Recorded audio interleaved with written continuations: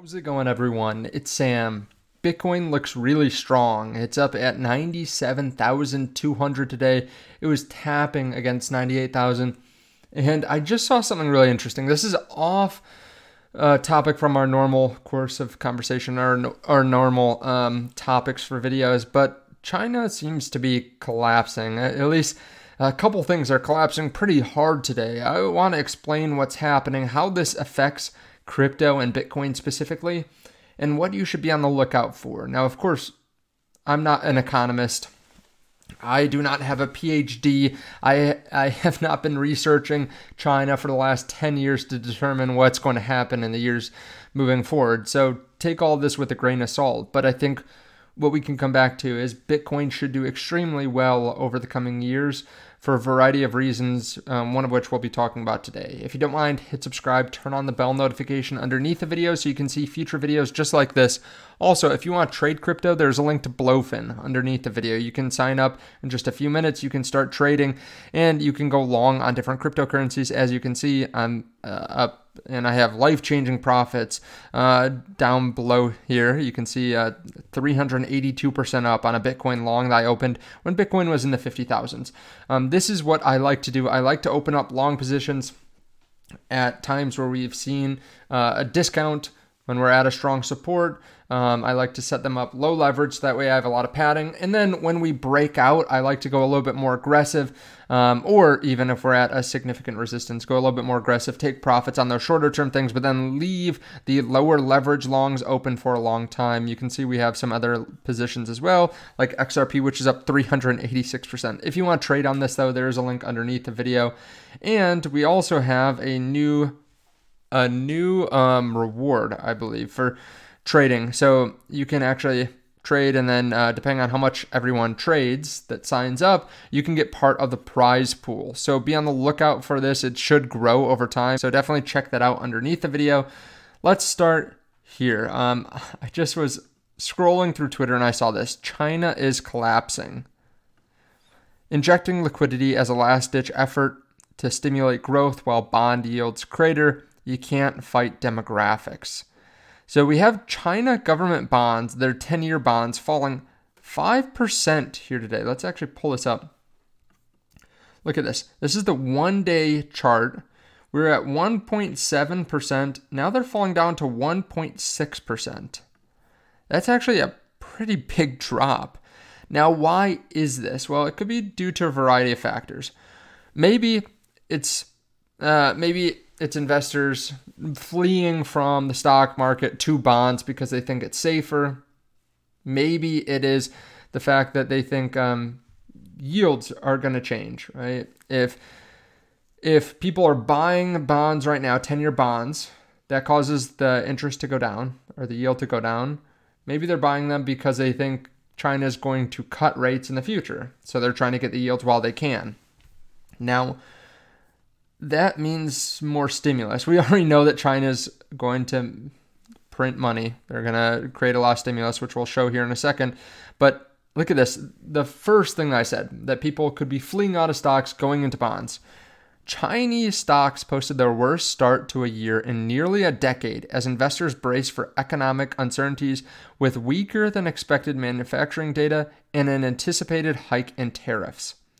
They closed the CSI 300 index down 2.9% on Thursday, the steepest drop on a year's first day of trading since 2016. Okay, and last year was actually the first year that this index, I believe, went up since 2020. From 2021, the beginning parts of 2021, it's just been down and down and down. From the peak to the bottom, down 45%. That is absolutely insane. So over the last 5 years, the market's down about 8%. Let's pull up something like VOO, which is just the S&P 500 index over the last 5 years, up 81%. The outperformance is massive between U.S. stocks and international stocks like Chinese stocks. I was actually talking to someone today that was thinking about investing outside the U.S. and I said, well, U.S. stocks are so much more expensive, but they're also safer in a lot of people's minds.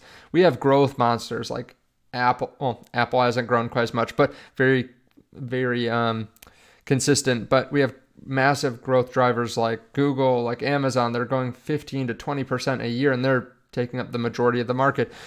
And we have a lot of other companies from other countries that are growing, but they're just getting so much smaller multiple, right? Some of these tech stocks from the US are trading at 40, 50. Tesla's selling at 100 price earnings, and they actually had lower deliveries this year, or 2024, than 2023. But you have companies in other countries that people just don't want to buy.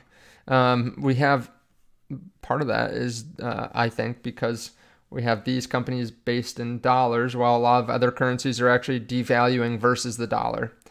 A lot of this is due to stimulus. China's central bank unveils most aggressive stimulus since pandemic. This is actually from a little while ago. This is from September. But we got so much news about this, and I think this is around when Bitcoin started to take off as well.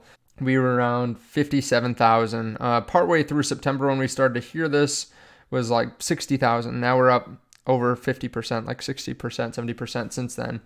But they're talking about massive interest rate cuts, broader than expected package offering more funding to different companies. They were talking about even like a stock buyback program to buoy the stock market, or to help protect the downside. There's so much that was coming out, and this has led the DXY to perform exceedingly well. Really, since this time when this was unveiled at the end of September, look, just a massive outperformance from the DXY. The other currencies are just devaluing at a very accelerated rate. The DXY is up 9% since that time. So other countries seem to be collapsing versus the US dollar.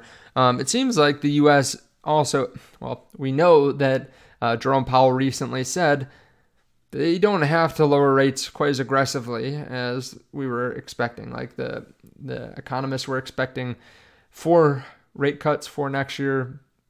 The Fed's expecting 2 rate cuts. So the US is holding up much stronger versus other currencies that are stimulating and that are printing and that are lowering interest rates. So how does this all affect Bitcoin?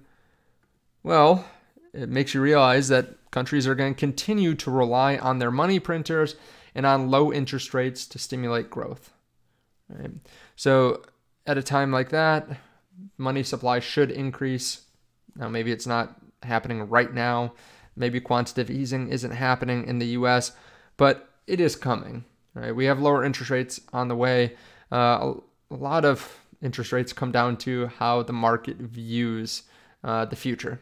So if people think that we're going to have higher rates in the future because maybe inflation isn't coming down quite as quickly, then interest rates stay higher for longer. So we'll have to continue to monitor this, but we have countries collapsing. We have currencies collapsing, bond yields collapsing. We have currencies being debased every single day. It points you back to Bitcoin. At the end of the day, you want to hold on to some Bitcoin. It's the best performing asset out there, and it performs at 50% a year on average. If you can hold it long enough, over a long enough time span, you're probably going to do quite well. Bitcoin did 120% last year. Even if it didn't do close to that this year, it's like if it did half of that, that would still be $150,000 Bitcoin, $160,000 Bitcoin. I think many of us would be happy with that. Altcoins will run. So it's an exciting time in crypto. Let me know your thoughts on all this underneath the video. Let me know if you're buying crypto here today. Let me know if you're paying attention to the stock market and to foreign stocks and what they're doing with stimulus. Thank you so much. I appreciate it. Let me know what you're drinking too. If you've made it this far in the video, I have one Samuel Adams right here. And yeah, I'm going to switch over to water and maybe a beer from a local brewery here in a bit. Let me know your thoughts though, and let me know what you're drinking down below in the comment section. Again, if you want to trade crypto, there's a link to Blofin. This isn't right for everyone, but if you do want to trade, I like it. You can try it out. Thank you so much. I'll see you all in the next one.